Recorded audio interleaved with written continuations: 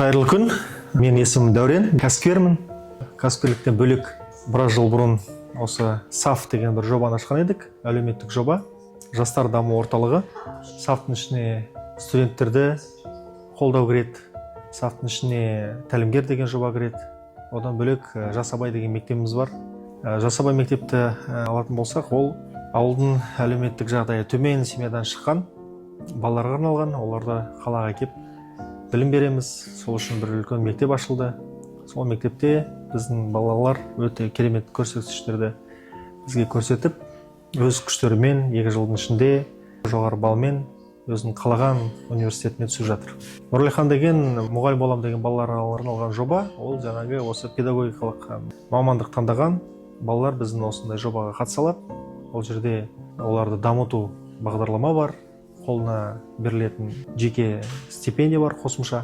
Ештеңеге алаңдамай, тек қана өзінің мамандығын үйреніп, оқып, тұлға ретінде дамып, ертең бір керемет бір деңгейдегі мұғалім болу үшін арналған жоба. Ол жерден тек қана мұғалім емес, мүмкін ойлар өзгеріп, біздің KIT деген қауымдастықта комьюнити менеджер, трекер болам, кәсіпкерлермен жұмыс жасаймын, оларға даму жолында көмектесемін деген балалар болса, оларға да жол ашық.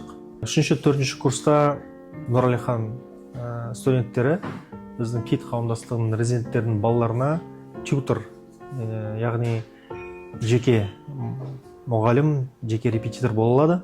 Қолдары жетпей жатқан, көңілдері жетпей жатқан, уақыттары жетпей жатқан балаларға жеке бір мұғалім ретінде, оларға айтқанда ағасы ретінде, әпкесі ретінде сабақтарына көмектесіп, жалпы жаңағы тұлға ретінде қалыптасуына көмектесуге Нұралихан студенттері атсалысып жатыр.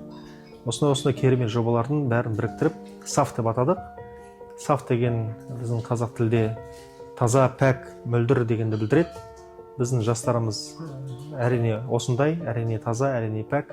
Осындай жастардың басын қосумен, осындай жастарға көмектесумен, оларды дамытумен біз өзіміздің жарқын болашағымызды қалыптастырып келе жатырмыз. САФты аббревиатура ретінде қарастыратын болсақ, ST Support деп атасақ болады. Өйткені Support деген қолдау, біздің қазіргі жастар әрине біздің кәсіпкерлердің, осының үлкен ағалардың қолдауына мұқтаж. Сондықтан біз оларға қолдау көрсетуіміз керекпіз. А дегеніміз Achiever, ол ынта, бір жерге талып тануды білдіреді. Сондай қасиетті жаңғырту ол біздің жұмысымыз. Олардың сондай ішінде жатқан осындай деген құштарлығын жаңадан жаңғыртып, оларға сол жағынан біз саппорт, поддержка көрсетеміз. F дегеніміз сол future, futurism, ол келешек, болашақ дегенді білдіреді. Сөйтіп қолдау арқылы, олардың ынтасын арттыру арқылы біз жарқын болашақ қалыптастырамыз.